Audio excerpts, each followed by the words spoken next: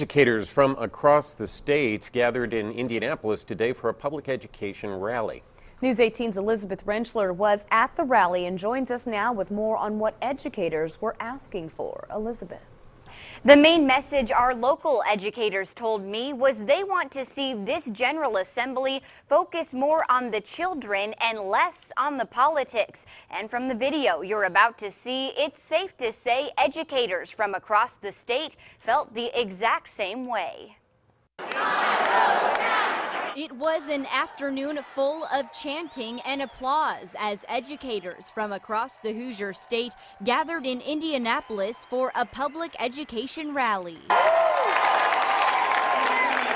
Those at the rally spoke out against a bill that could lead to the replacement of State Superintendent of Public Instruction Glenda Ritz as the chair of the State Board of Education. Jennifer Smith-Margraf with the Lafayette Education Association says it's a bill that would go against what voters asked for. 1.3 million Hoosiers, which includes a lot of Republicans, voted for her to be the state superintendent because they rejected the Daniels, Bennett, Pence administration's views on education. And it's clear that neither Governor Pence nor the legislature has heard that. Smith-Margraf made the trip with about a dozen educators from Tippecanoe County, an area she says needed to be represented. We represent not only K-12, but higher education. And it is clear that our entire county as a group believes in what Superintendent Ritz is doing. Barbara Deerdorf with the Indiana State Teachers Association attended the rally with about 30 others. We have folks from Twin Lakes, from Delphi, and the area surrounding Lafayette.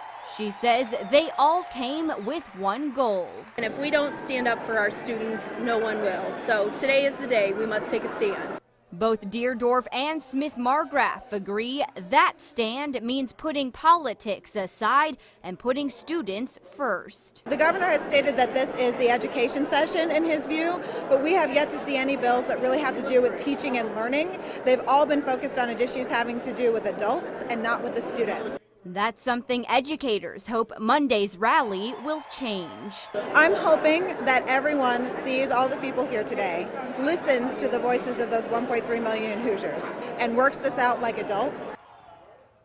Today's rally also focused on school testing, accountability, and funding. The event kicked off at 2 p.m. and lasted more than an hour. Elizabeth